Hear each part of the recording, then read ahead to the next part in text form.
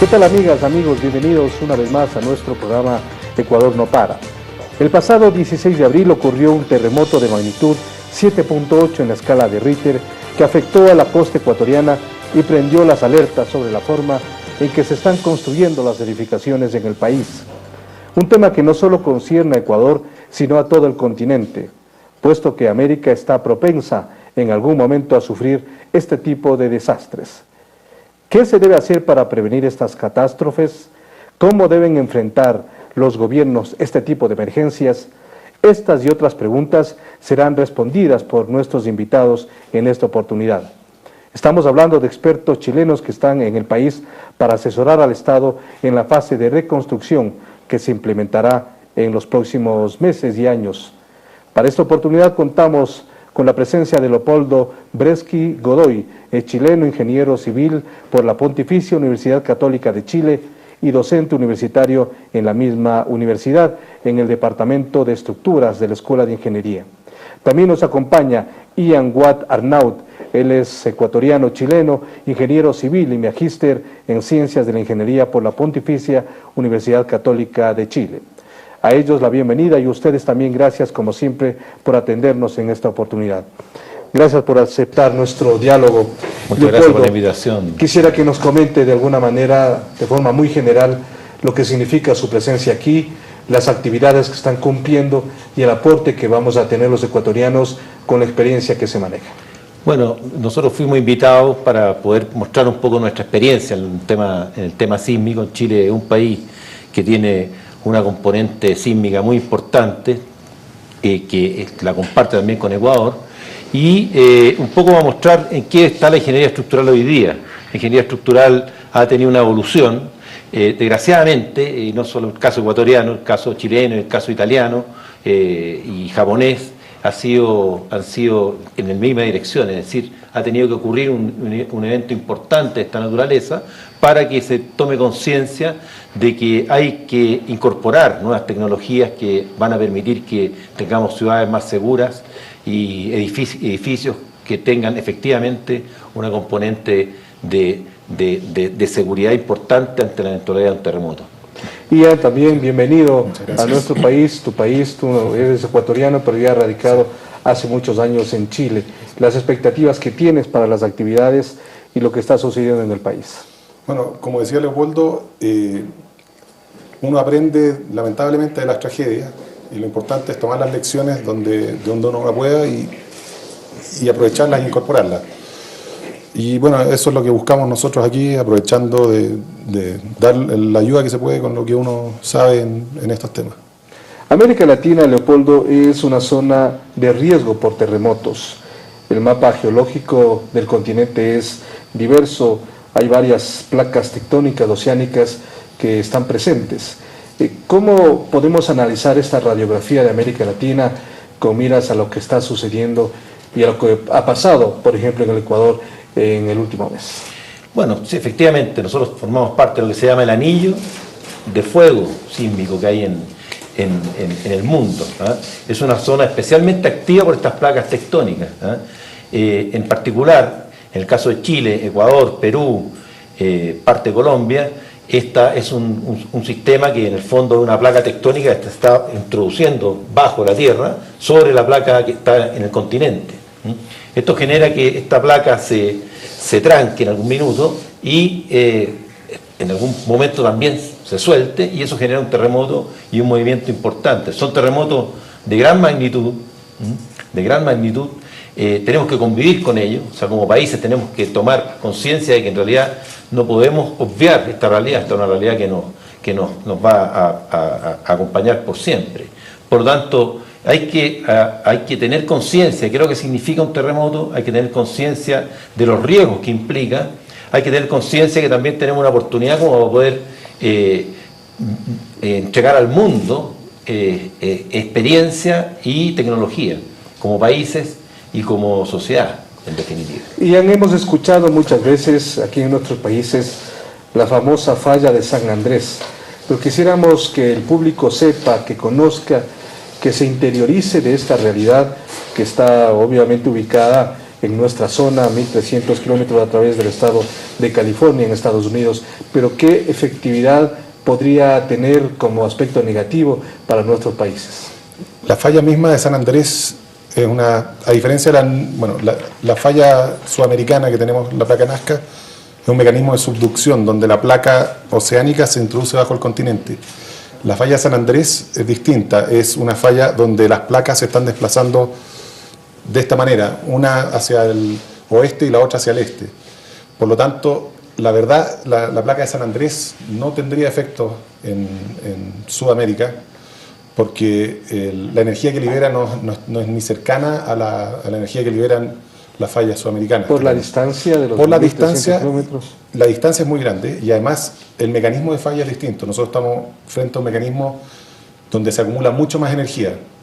Los terremotos son una acumulación de energía que se libera abruptamente, de buena manera. Y la falla de San Andrés es traslacional y es muy concentrada. Lo que pasa es que cerca de la falla de San Andrés hay ciudades muy importantes, Los Ángeles, San Francisco, muy pobladas, por eso la importancia, uno nunca quiere desmerecerle la importancia a nadie.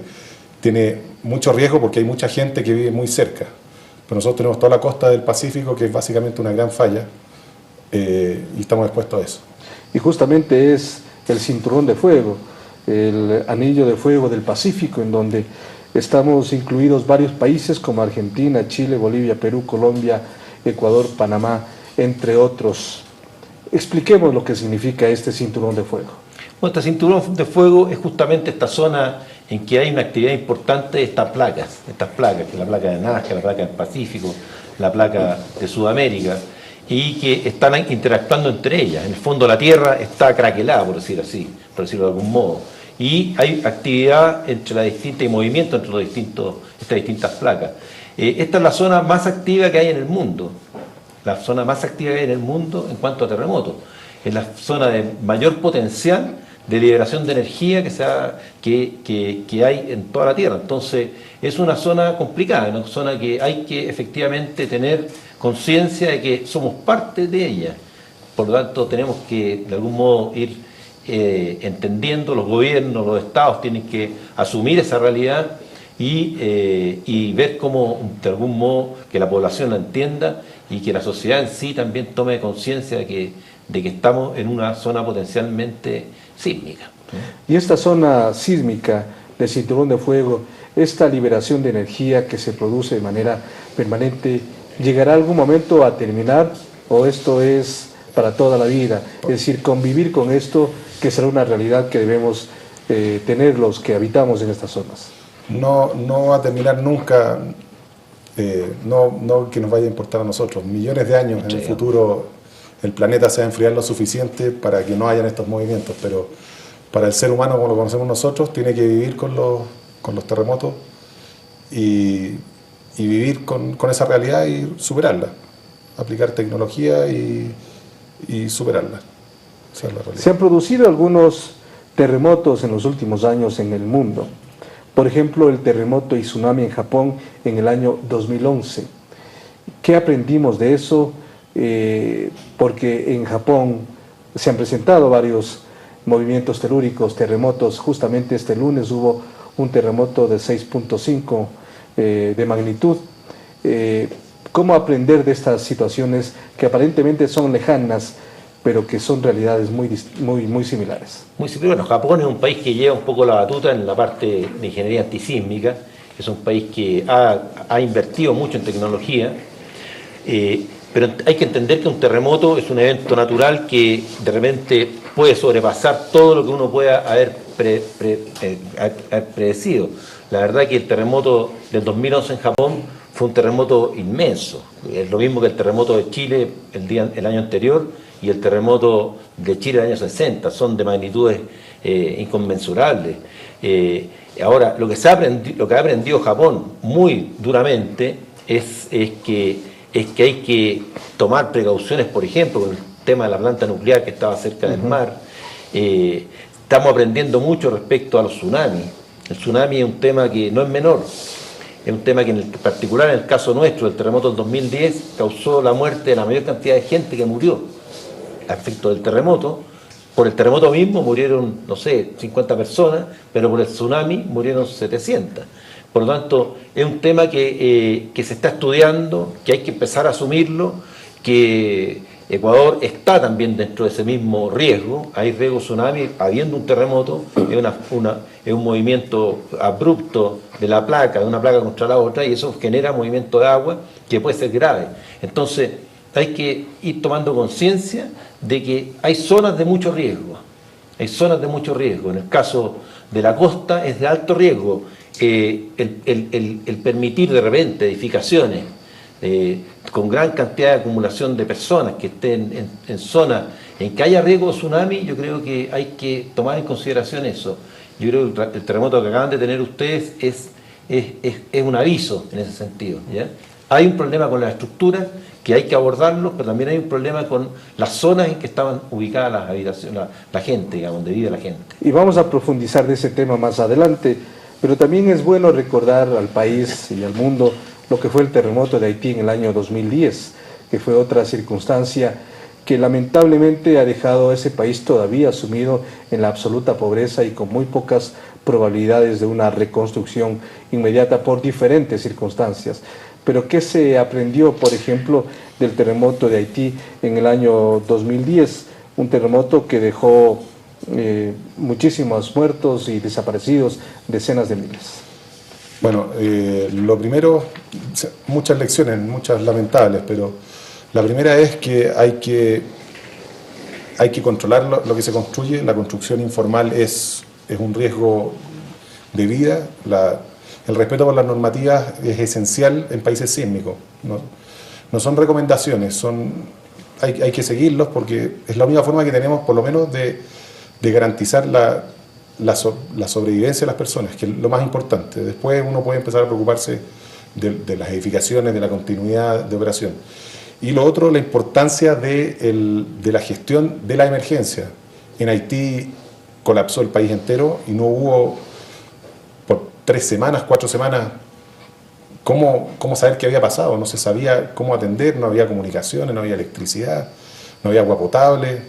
Se tuvo que movilizar todo el continente americano para ayudar a esta isla. Entonces, yo creo que esas son las dos lecciones, la importancia de enfocarse en la normativa y la importancia de una planificación de emergencia para responder a estos eventos que van a ocurrir.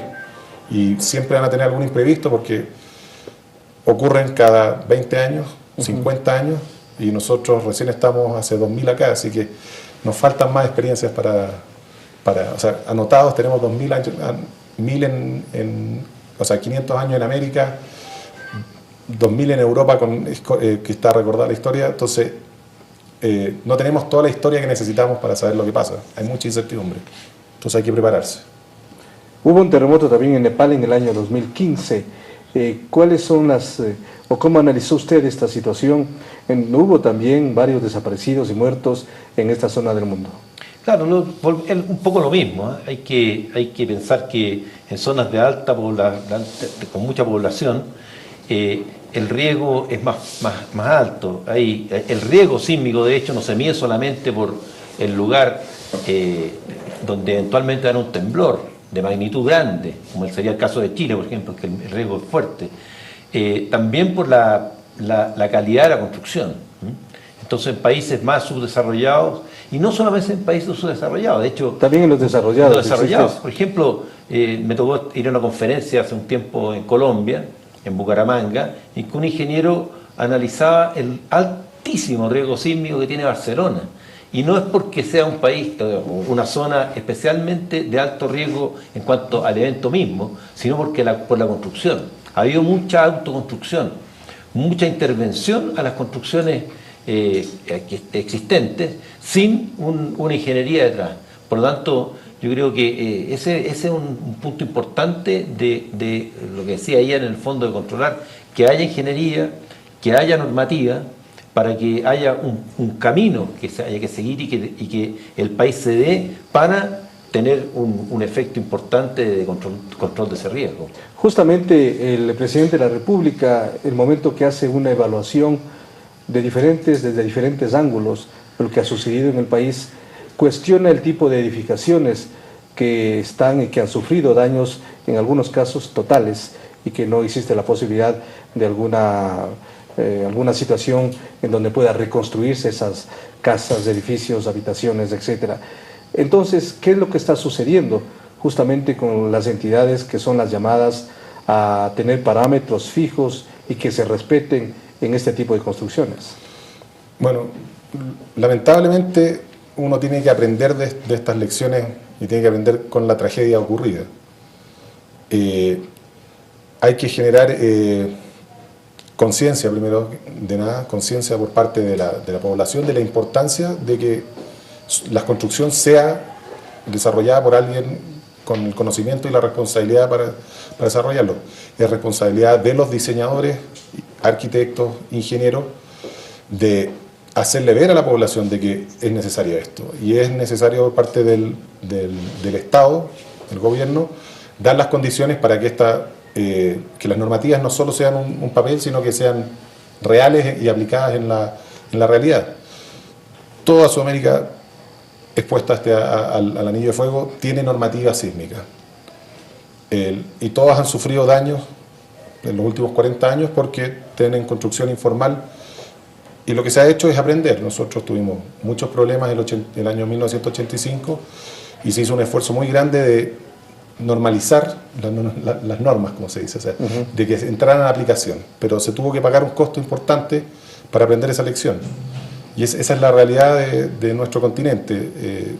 Hay que aprender de estas lecciones e incorporarlas y tomar como lección. Porque, Leopoldo, la normativa está, es decir, existen las condiciones por las cuales una persona o una empresa debe llevar adelante una construcción, tanto con el ingeniero, con el arquitecto y con todos quienes forman parte, y con el propietario también. Pero llega un momento en que eso ya no se cumple. Entonces, ¿qué es lo que está pasando? Porque la misma autoridad tiene normativas fijas, pero a la final no se cumplen. O sea, yo creo que la normativa es un marco que regula. La normativa ecuatoriana es bastante buena, a nuestro juicio. Nosotros hemos estudiado algo sobre ella. Es una normativa bastante buena, pero no basta, desde luego que no basta. Tiene que haber una revisión estructural, tiene que haber un control de la construcción. La construcción puede ser muy buena, pero también puede ser muy mala. La capacitación de la misma gente que construye. En Chile nosotros tuvimos este terremoto inmenso. Muchas de las fallas que hubo en edificios importantes fueron por temas constructivos. Entonces hay una discusión que no tiene que centrarse solamente en el ámbito técnico. Sí, desde luego, en el ámbito técnico me refiero en el ámbito de ingeniería estructural. O sea, no algo visto así como un laboratorio, sino que he visto que en realidad nosotros tenemos que hacer un proyecto para que se construya en las condiciones en que la sociedad tiene para construir. Yo creo que la construcción tiene un papel muy importante, me refiero a la industria de la construcción, en un poco desarrollar tecnología, desarrollar normativa y capacitar, sobre todo capacitar. Lo que se construye en general, los materiales básicos de la construcción moderna son el hormigón y el acero. Y ambos tienen sus problemas, más que problemas, sus condiciones para que se puedan construir en forma óptima. Entonces es importante que la industria asuma eso y la autoridad política la impulse fuertemente para que eso ocurra. Capacitación. Vamos a hacer una pausa en este momento y regresaremos enseguida con ustedes. Estamos haciendo un análisis de la infraestructura física, de lo que ha sucedido con diferentes experiencias en América Latina, en el mundo, en donde se han presentado movimientos, terremotos muy fuertes, y qué estamos aprendiendo de ello para hablar más adelante de lo que ha pasado en nuestro país. Enseguida regresamos. Esto es Ecuador no para.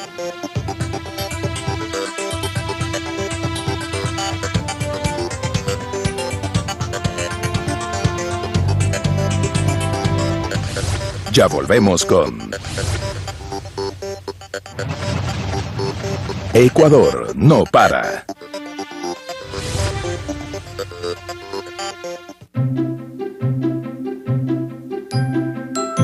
La belleza del Ecuador no está solo en sus monumentos, en sus montañas, en sus costas, su Amazonía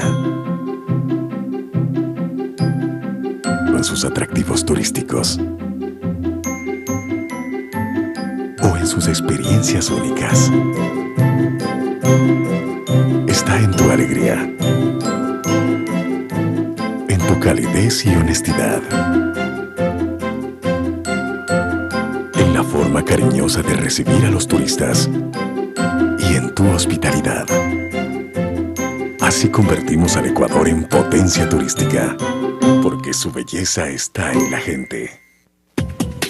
La Agencia Andes, la primera agencia de noticias del Ecuador, te invita a conocer su agenda diaria informativa con la actualidad política, económica, deportiva y cultural de nuestro país. Ingresa a www.andes.info.es, donde podrás disfrutar de nuestros reportajes especiales, fotografías de todos los rincones del país y demás productos audiovisuales. Sigue nuestras noticias en Facebook, Twitter, YouTube y Flickr. Agencia Andes, la primera agencia de noticias del Ecuador.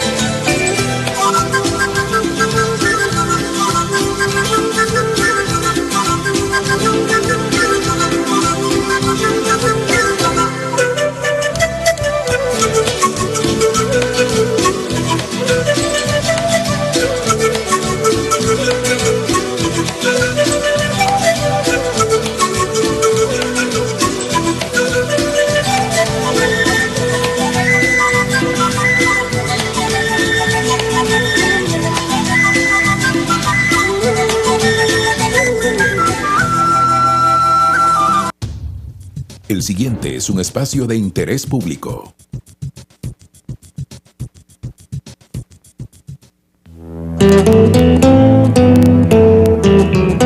Todos los esfuerzos realizados en la última década para modernizar el país fueron la mejor presentación para enfrentar inmediatamente y con eficiencia el terremoto más fuerte que sintió el país en los últimos 70 años. Si la Policía Nacional no hubiera estado equipada, si no hubiera existido el Sistema de Seguridad Nacional ECU 911, si las comunicaciones no estuvieran troncalizadas, ¿qué hubiera pasado si no habría cientos de médicos, enfermeras, hospitales móviles y centros de salud bien equipados en territorio? Si no habría carreteras y puentes para que llegara la asistencia inmediatamente, si no se restablecían rápidamente la electricidad y los demás servicios públicos para poder atender a los damnificados. ¿Cuántas vidas se habrían perdido si el Estado, que es la representación organizada de la sociedad, no hubiera respondido con velocidad, eficiencia y organización? Ha habido muchos elementos positivos que yo quisiera resaltar. Primero, ha habido un gran enfoque del gobierno en las primeras horas en restablecer las infraestructuras básicas que permiten luego que fluya la ayuda nacional y la ayuda internacional. las vías de acceso a las principales ciudades afectadas fueron abiertas muy rápidamente. A los pocos días, yo visité a las 48 horas el desastre de Manabí, ya había electricidad. Esto permite no solamente que fluya la ayuda, sino permite también que se empiezan a restablecer modestamente y en unos sitios más que en otros, pero en la vida normal, y que la gente pueda retomar sus vidas. Como pocas veces vemos un gobierno que se solidariza directamente con un pueblo. Entonces, hemos recibido ayuda totalmente en agua, comida, salud, electricidad, de todo. Entonces, el gobierno se ha predispuesto a ayudar a todo el mundo, en todos los sectores. Y nos hemos dado cuenta qué clase de país tenemos y qué clase de gobierno tenemos. Pocas horas después del terremoto se encargó a ministros de Estado que lideren las tareas de mitigación. La verdad que sí nos están ayudando, y las personas que andan con sus chalequitos para que son muy amables y nos han atendido muy bien. Gracias al liderazgo gubernamental, la gran ayuda internacional y la impresionante solidaridad nacional fueron canalizadas equitativamente y con mucha organización. Las relaciones de los países que han venido acá a solidarizarse se deduce porque tenemos una buena conexión entre los presidentes, porque en este caso yo creo que la solidaridad, aparte de que se ha venido de los países hermanos, es también por la buena relación que tienen con el gobierno de turno. La reconstrucción ha iniciado ya.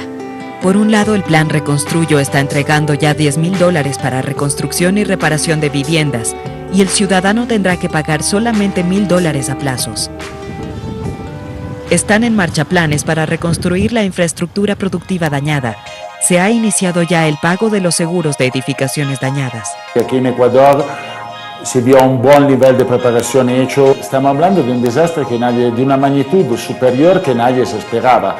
Se está coordinando, tenemos muy buena relación estrecha, sia a nivel de Quito, sia a nivel del terreno, y estamos coordinando todo en conjunto con el Estado. El Estado es encargado de la respuesta del desastre natural en todos los países del mundo. Una respuesta coordinada con toda la agencia humanitaria, y estamos todos trabajando para la persona afectada para los desastres. Es por eso que el decreto que acaba de adoptarse por parte del gobierno, en el que sitúa al vicepresidente a la cabeza de un comité de reconstrucción, me parece el tipo de cosas en las que hay que hacer desde el inicio, que es pensar en la fase de la emergencia humanitaria, pero ya unida a la fase de la reconstrucción y a la fase de la rehabilitación económica del tejido productivo y del tejido social. A eso tenemos que apuntar. A un mes del terremoto, el Ecuador vuelve a demostrar su fibra, pero ahora para iniciar la reconstrucción de la ciudadanía del futuro en las zonas del desastre. Continuamos con Ecuador no para.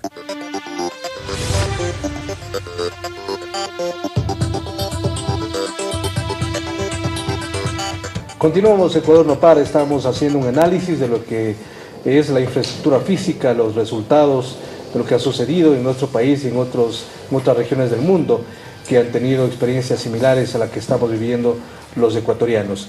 Ian, en cuanto al terremoto que se produjo en Chile en el año 2010 con la magnitud de 8.8 grados, ¿cómo vivieron ustedes? ¿Qué reacciones tuvieron y qué se aprendió de ello para luego entrar un poco ya en las consecuencias del mismo?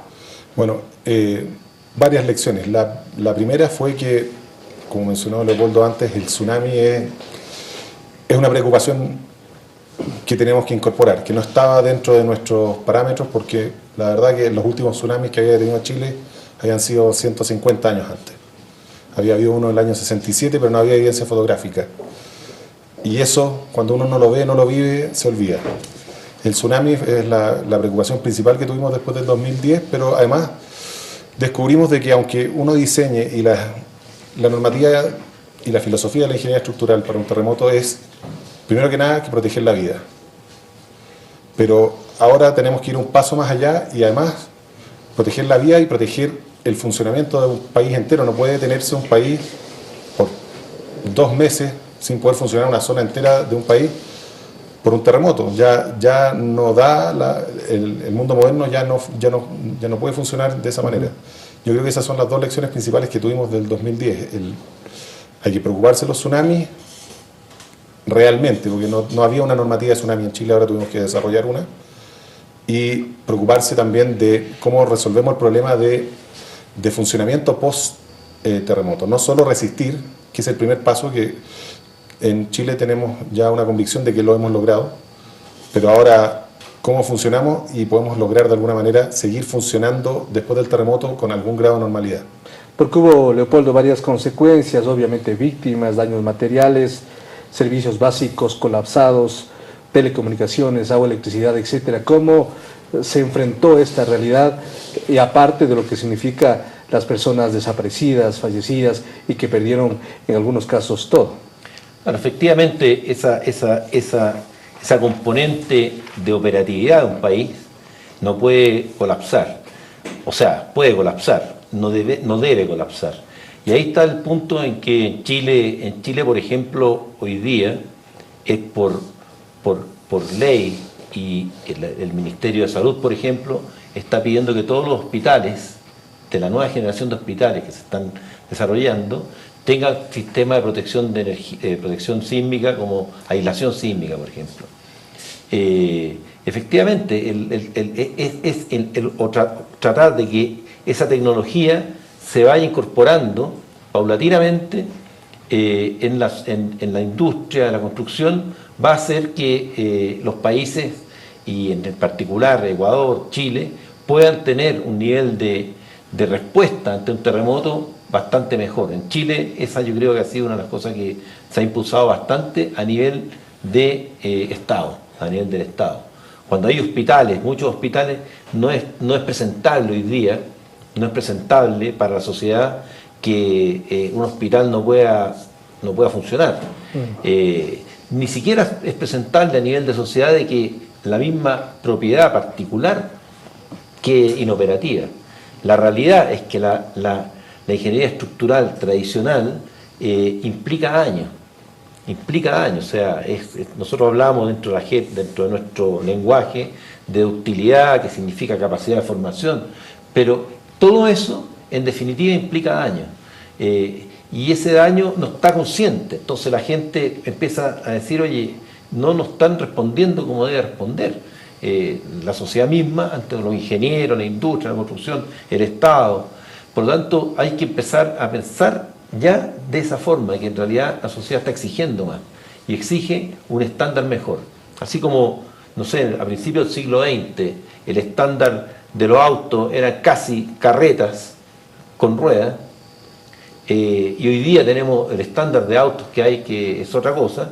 La ingeniería estructural está incorporando elementos de la ingeniería mecánica para hacer que las estructuras tengan mejor comportamiento ante eso, partiendo por la infraestructura pública de operatividad de un país, en definitiva. Y antes de mencionar también el otro terremoto que hubo en el 2015, allá en Chile, un poco para entender la magnitud de lo que significa, por ejemplo, en Ecuador se está hablando, es un terremoto de magnitud de 7.8. El presidente de la República, sin ser una cifra oficial todavía, pero como decía, ojo de buen cubero, hablaba de pérdidas de 3.000 millones de dólares aproximadamente. Los resultados y los datos oficiales lo tendremos en unas 2 o 3 semanas todavía. Pero en Chile hubo pérdidas de 30.000 millones de dólares aproximadamente, para entender la magnitud y la diferencia, porque estamos hablando de un terremoto de 8.8 grados en el año 2010.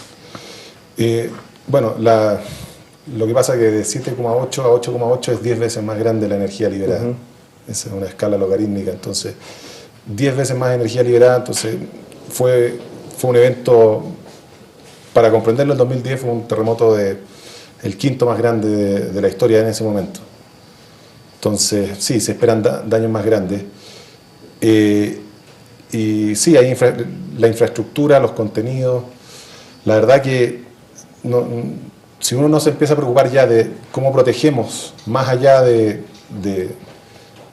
sea, lo esencial es proteger la vida humana, pero hay que ahora pasar al paso siguiente, que es proteger la posibilidad de esa gente de seguir trabajando, de poder seguir haciendo su vida donde viven. Básicamente esa es la preocupación que hay que tener. Y decíamos lo importante que es prepararse, ustedes lo han mencionado reiteradamente y queremos un poco que ya nos den las luces en ese sentido, cómo prepararnos.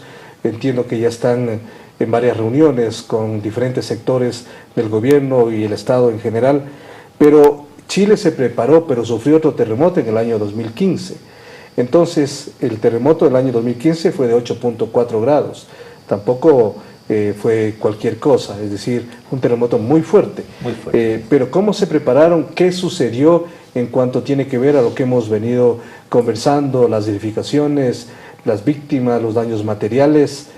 ¿Cómo salió el país de un momento al otro adelante y cómo enfrentó esta situación? Yo diría que el terremoto del 2015 en el sector de la cuarta región fue un terremoto bastante grande y hubo un problema importante nuevamente con el tsunami. Yo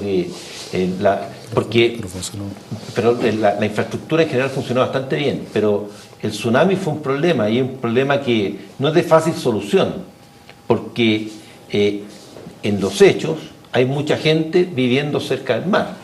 Y eso no es llegar y sacarla con un decreto. Pero se cambió en algo un poco esta normativa. Se está cambiando, sí, hay mucha preocupación al respecto, pero sin embargo es un tema que no es simple de abordar, porque Chile es un país costero, evidentemente, es casi pura costa, entonces sacar a la gente de su hábitat es complicado. Hay que poner protecciones contra el tsunami. Lo segundo, yo creo que es importante que a nivel de Estado se pueda asumir es el costo para estudios futuros, aunque es bien mirando el futuro, y es medir el terremoto. No medir solamente la magnitud es un evento, pero medir aceleraciones, poder poner elementos que midan el efecto del terremoto dentro de un edificio. Son acelerógrafos. En Chile estamos nosotros como empresa tratando de impulsar eso, porque es una pata de la mesa que nos falta. La ingeniería a nivel mundial, a nivel de cualquier tipo de ingeniería, siempre tienen prototipos. Pueden hacer un avión, hacer un prototipo, lo prueban, lo ensayan y posteriormente lo producen en forma masiva. En cambio, en la ingeniería estructural no tenemos esa posibilidad. La única fuente nuestra de información son las mediciones que se hagan durante terremotos. Y aunque sea paradójico, tanto Ecuador como Chile como Perú tenemos la suerte de tener estos terremotos que son de gran magnitud, o sea, abarca mucho territorio, mucho edificio, y nos puede entregar, si están medidos, información importante. La mayoría de la información que se obtiene hoy día es de edificios de laboratorio que son, perdona la expresión, casi un chiste, porque es un edificio que no es real, no es lo que se fabrica, es un edificio que hace un ingeniero. Entonces hay que empezar a medir. Yo creo que un gran desafío, que no es un gran costo, y los estados pueden asumir ese costo sin problema e implementar un sistema de mediciones. Sí. Y este sistema, esta infraestructura antisísmica, las normativas, ¿qué países lo están ya ejecutando en América Latina? ¿Cómo está esta experiencia? La normativa de edificios con protección sísmica, básicamente la principal es aislación basal, está en aplicación en Chile, en Perú, en Colombia, y Ecuador tiene algunos edificios que tienen protección con este sistema de aislación basal, aunque todavía oficialmente no hay una normativa de eso en Ecuador. Pero la ingeniería y la tecnología siempre permite tomar lo que se aprendió de otros países. Entonces se toman lecciones italianas, California, Japón, por supuesto, y se aplican estas tecnologías. Yo te diría que Chile es el que más edificios tiene protegidos sísmicamente, y Perú tiene ya algunos más, y Colombia también, y Ecuador tiene que pronto sumarse a esa misma tendencia. Hay edificios, pero hay que proteger más, particularmente todo lo que es infraestructura esencial. ¿Y este sistema de alerta temprana cómo está funcionando también en América Latina? Entiendo que México es uno de los países que mejor desarrolla. México ha sufrido también varios terremotos, desde el 95 tiene ya esta experiencia que lo lleva adelante. Sí, bueno, eso es la medición en definitiva, tener posibilidad de tener información antes de que suceda el evento. Es medir. Yo creo que es importante asumir eso. Y el tema de la protección sísmica, que estos nuevos sistemas mecánicos para proteger edificios que existen, que están en el mercado, que hay tecnología para hacerlo, pero que hay que hacer un esfuerzo porque no es fácil. El ser humano es un poquito reacio al cambio y hay que producir más allá de la normativa, porque la normativa efectivamente es un marco, pero no podemos esperar a que haya normativa para que se puedan implementar sistemas nuevos. Yo creo que hay normativa afuera, se podría aplicar normativa afuera, en el caso de Ecuador, que no tiene normativa específica, por ejemplo, para aislación sísmica, puede invocar la normativa de Estados Unidos, la normativa chilena, para poder hacer edificios aislados, y yo creo que eso no es un pecado, digamos, al revés. ¿Sí son adaptables las tecnologías de otros países para ejecutarlas en el país? Desde luego, sí, yo creo que la tecnología antisísmica es el sismo 1 en todas partes.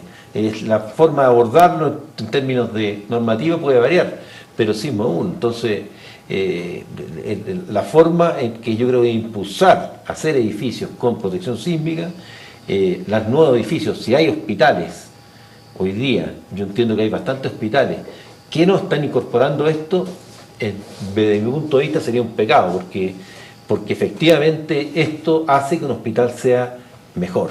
Eso es indudable. En Estados Unidos, en Japón y en Italia no se piensa. Y en Chile, después del terremoto, eso es así. Por lo tanto, si es que hay proyectos que están en las fases iniciales de desarrollo, yo creo que es muy importante que quizás se pare un poco y se replantee la forma en que se va a abordar, porque un hospital no es para 5 años, para tener 50, 100 años en la realidad latinoamericana. Entonces, y en los próximos 50, 100 años van a haber terremotos en toda nuestra región. Por lo tanto, yo creo que es algo que efectivamente, responsablemente, las autoridades debieran, aunque va a significar un costo a lo mejor, o una demora en tener esta infraestructura operativa, yo creo que eso de todas maneras se paga con creces con lo que se puede incorporar para que efectivamente sean edificios con una seguridad mucho mayor. Es decir, no solamente es el tema económico, sino básicamente la decisión política que deban tomar los gobiernos para implementarlo. Así es. En el mundo privado, los edificios de contenido demasiado importante automáticamente migran a estos sistemas de protección. Los servidores de Google en California están todos protegidos con estos sistemas de aislación y estarían protegidos aunque no hubiera una normativa. Pero para lo que es el dueño es el gobierno, definitivamente tiene que ser él el impulsor de estas medidas de protección.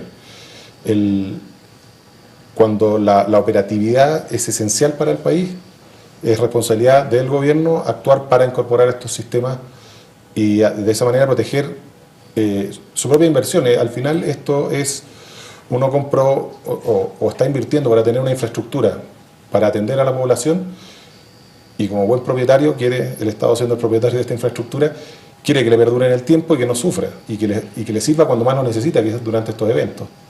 Así que el gobierno es el principal impulsor por su parte. El mundo privado va a reaccionar bajo sus propios imperativos, que son económicos netamente, y se ve. O sea, el mundo privado va a reaccionar, pero el gobierno tiene que reaccionar por su parte y liderar como ejemplo con estas tecnologías. Nadie más lo va a hacer. El gobierno tiene que ser el primero en impulsarlo para proteger lo propio.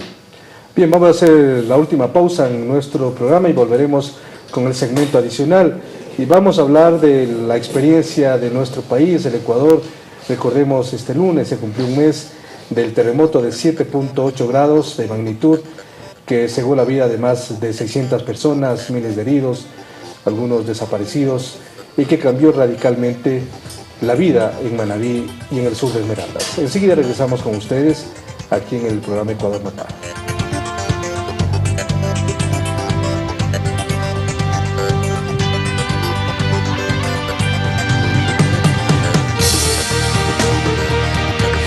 Ya volvemos con Ecuador No Para.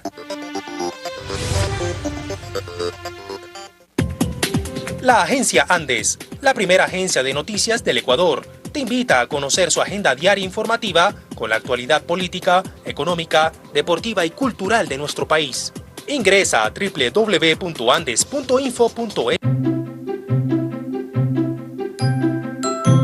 La belleza del Ecuador no está solo en sus monumentos, en sus montañas, en sus costas, en su Amazonía o en sus atractivos turísticos o en sus experiencias únicas. Está en tu alegría, en tu calidez y honestidad, en la forma cariñosa de recibir a los turistas y en tu hospitalidad. Así convertimos al Ecuador en potencia turística, porque su belleza está en la gente. Continuamos con Ecuador no para.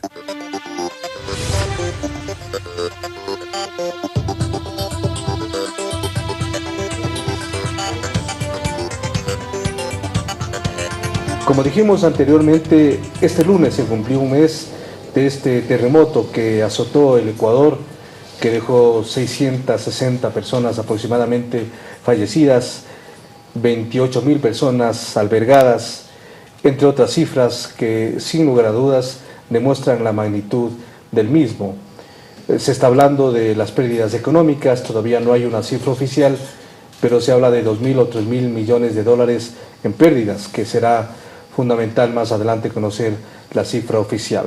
Ustedes, cuando conocieron acerca de este terremoto, ¿qué se les vino a la mente inmediatamente y en qué medida hay esta conexión para venir a nuestro país y para dar a conocer bajo sus experiencias algunos puntos de vista que nos ayuden a salir de esta situación y a proyectarnos para enfrentar de mejor forma estos fenómenos que lamentablemente no podemos controlarlos? Sí, bueno, nosotros hace un año atrás estuvimos aquí en Ecuador también hablando de estos temas. Nos reunimos con los ingenieros estructurales en Guayaquil, una buena convocatoria, le explicamos lo del sismo nuestro y desde luego cuando escuché que había habido un terremoto importante en la costa de Ecuador, no pude dejar de pensar en ese momento y en el impacto que pueden estar viviendo mucha gente, como fue en Chile, y la experiencia, lo que viene para adelante, o sea, lo que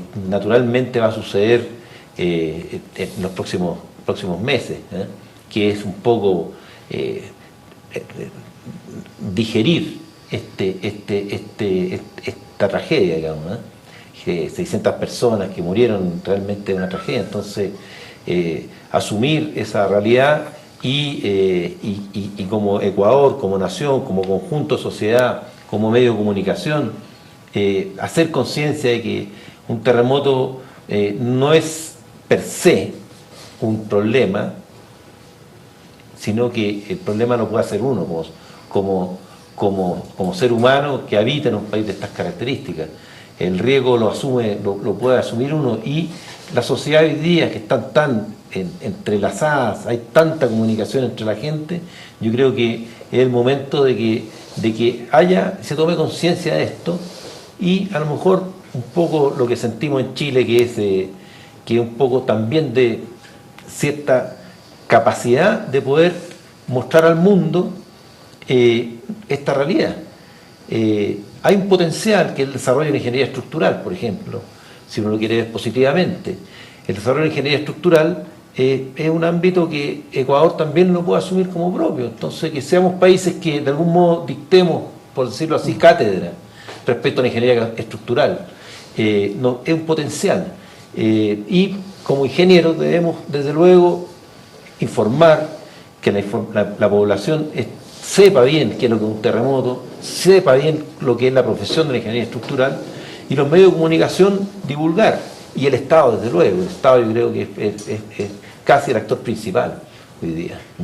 Y Ian, tú cuando te enteraste del terremoto, tú repetimos, eres ecuatoriano, Sí. también eres chileno, vives ya muchos años allá, pero ¿cuál fue tu primer pensamiento y lo que sucedió? Bueno, lo primero fue ponerme en contacto a través de las redes sociales con mis amigos que viven acá y familiares que viven todavía acá en Ecuador. Y afortunadamente no estaban ninguno en la zona de riesgo, así que bueno, eso fue lo primero, que la parte humana uno no la puede evitar.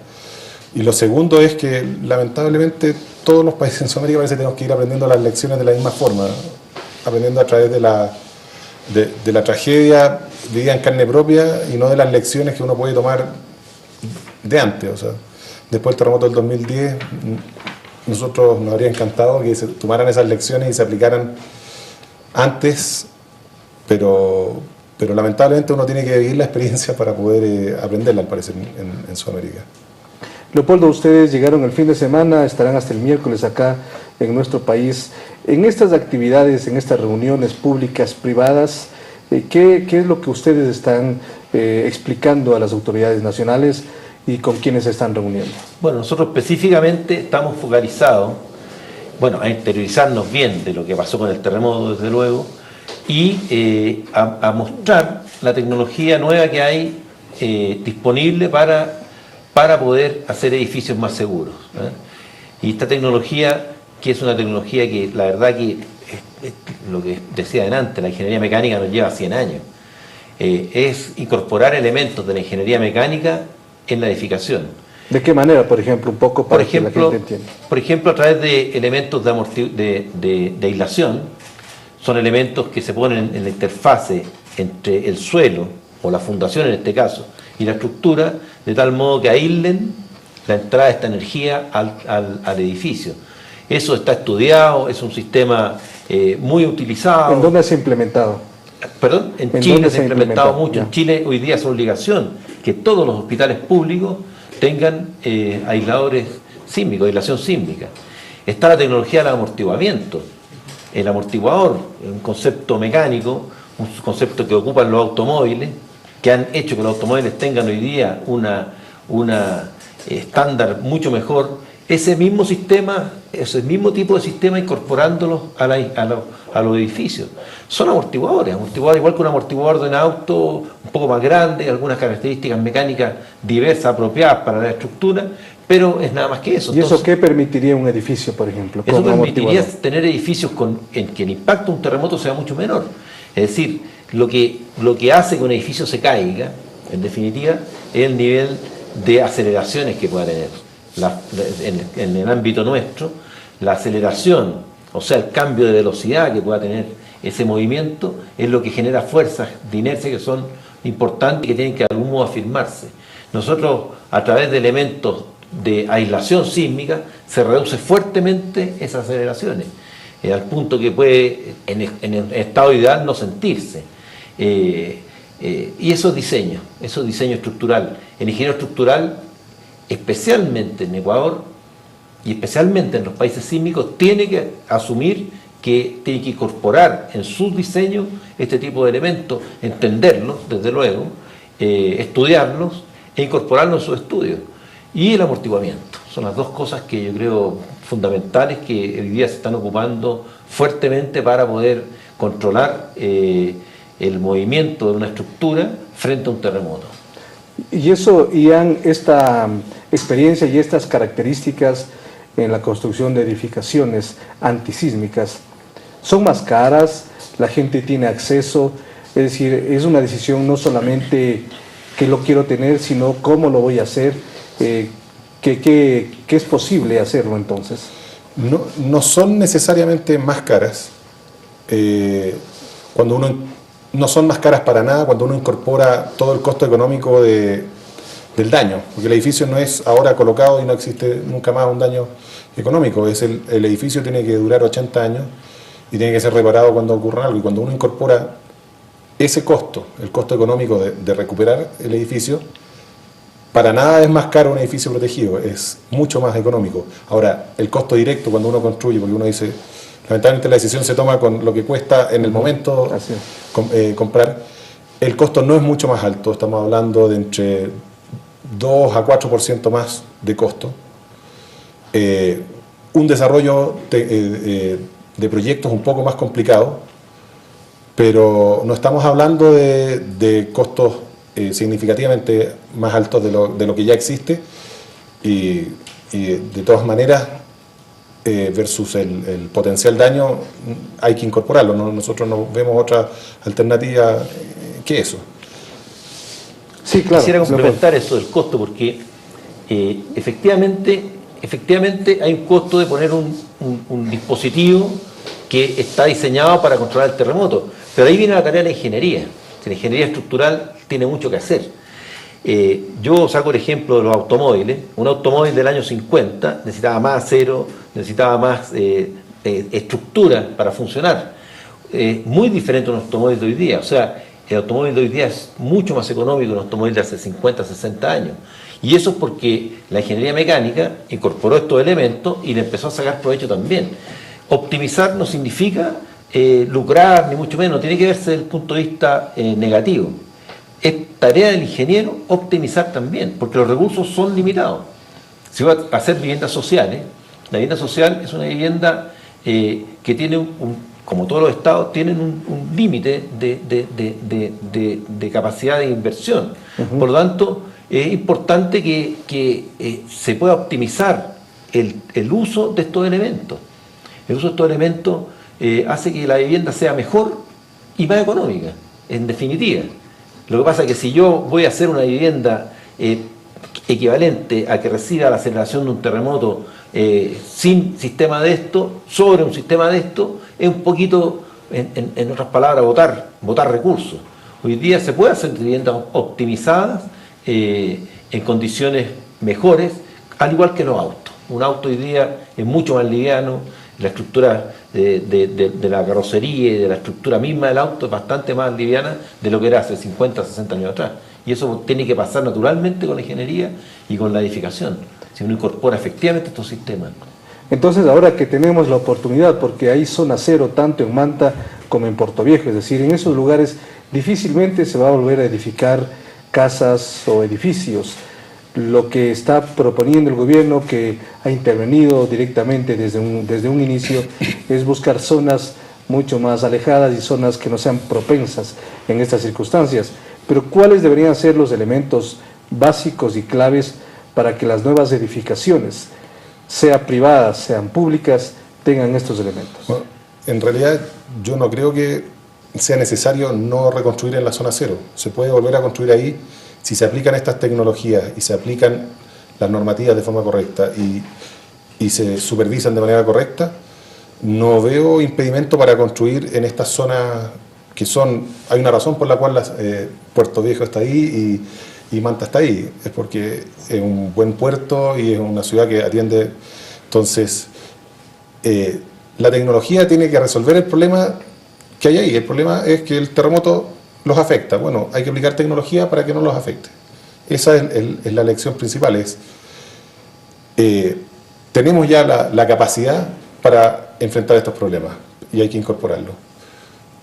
Eso creo que es Ahora, en ese sentido, entonces, ¿cuáles son los pasos que deben darse para cumplir con las sugerencias que estamos en este momento determinando? Yo creo que empezar a hacer cosas con tecnología nueva. En forma paralela trabajando la normativa. Hay normativa que se puede invocar, que es la normativa norteamericana, la normativa chilena. El ingeniero estructural debiera empezar a trabajar ya conceptualmente con esas ideas. Por lo tanto, yo creo que dentro de los próximos meses nosotros vamos a seguir en contacto con la gente de Ecuador. Nosotros vamos a tratar de retomar algún tipo de capacitación que podamos ofrecer con nuestra experiencia, para que la ingeniería asuma un poco la forma de abordar los proyectos nuevos, incorporando este tipo de sistemas. En algunos casos a lo mejor no es apropiado y se aplica otra tecnología, pero avanzar en ese sentido. Yo creo que es importante hoy día que las universidades y los profesionales de ingeniería estructural tomen conciencia y empiecen a incorporar todo esto, que tampoco es algo que sea de otro mundo, es algo que es bastante común en la ingeniería mecánica. Entonces, para el ingeniero estructural no creo que sea un impedimento asumirlo. ¿Cuáles son las medidas urgentes que debemos tomar en el Ecuador en estos momentos? Las medidas urgentes es una planificación futura de cómo quiere que su infraestructura se comporte en el próximo evento de esta magnitud. Porque de que va a ocurrir, va a ocurrir. No sabemos cuándo, pueden ser 5, pueden ser 10, pueden ser 20 años, puede ser más, pero lo que sí sabemos es que va a volver a ocurrir. Una vez que sabemos que ocurren, vuelven a ocurrir.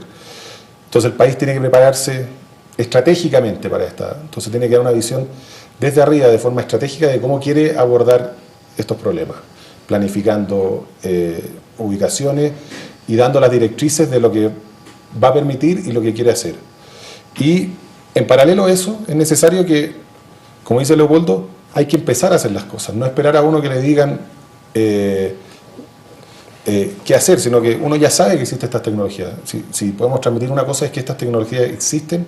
Es decir, no hay que descubrirlas. No hay que descubrirlas, no hay que inventarlas. Están probadas desde Nueva Zelanda a Corea, a Japón, a California, a Rusia, a Turquía, están probadas en Italia, están probadas en Grecia, están probadas en todos los países, en India, Chile, Perú, Colombia, y ya están probadas en Ecuador, porque hay edificios aislados en Ecuador. Entonces, lo importante es seguir incorporando estas tecnologías, seguir liderando, porque uno ya tiene un marco. Nada le evita al gobierno o a los privados de ir un paso más allá y avanzar con nueva tecnología. La verdad que esa es la única forma que se puede lograr, es incorporando y avanzando en conjunto. Muy bien, Leopoldo, finalmente, ¿con quiénes se han reunido? ¿Con quiénes tienen previsto conversar estos días aquí en Ecuador? Bueno, mañana tenemos una entrevista con la ministra. Tenemos una reunión con el viceministro del Midubi. Sí. Ya. Tenemos al parecer una visita con el Ministerio de Transporte y Obras Públicas también. Y con la ministra de Seguridad. De Desarrollo Social. Desarrollo Social. Y tenemos también una reunión con la Camicon, que es la Cámara Industrial de la Construcción, y esperamos acá en Quito y también en Guayaquil. Sí.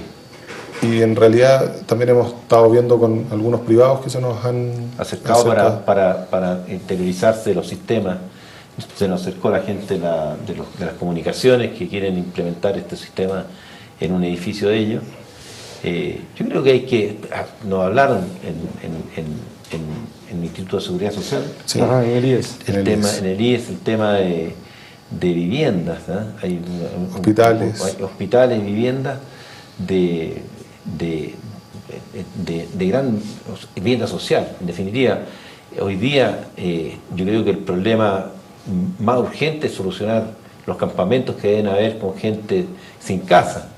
Y eso con una planificación importante de parte del Estado, con mecanismos que faciliten el que pueda empezar a desarrollarse proyectos para generar viviendas en un periodo rápido.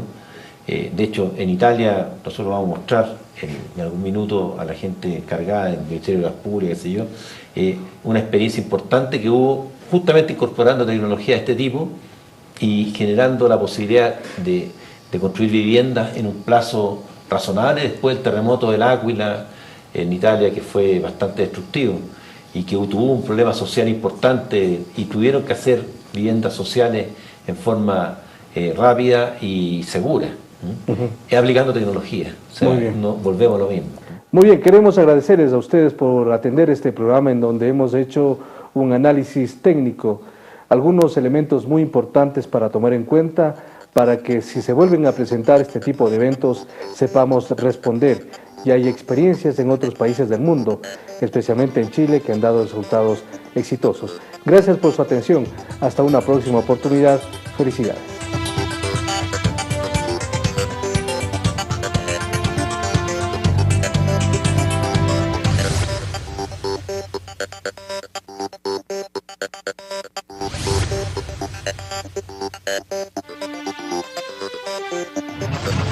Ciudadano TV presentó Ecuador no para.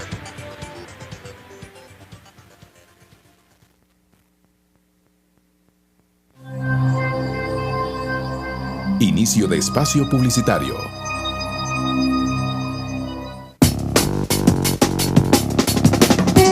Todas las formas de expresión artística tienen su lugar en el nuevo espacio de la televisión nacional. Expresarte. Dentro tu pecho guardas. Eres tú.